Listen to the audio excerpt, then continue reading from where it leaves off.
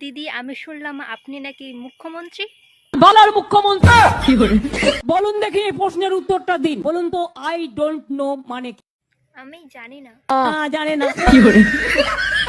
দিদি আজ তো ভোট হয়ে গেল, বলুন তো কাকে হারাতে হবে? আপনার সাপোর্টে আমি আছি। মমতাকে হারাতেই হবে।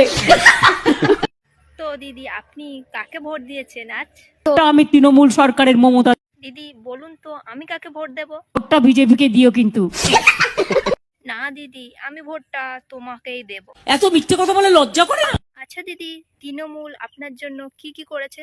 টাকা ছিল না, আমার মা চিন্তা করছিল, আমাকে 25,000 টাকা দিয়েছে তৃণমূল সরকার, তাই আমি রূপশ্রী স্কিমে টাকা পেয়ে আমার বিয়ে হয়েছে।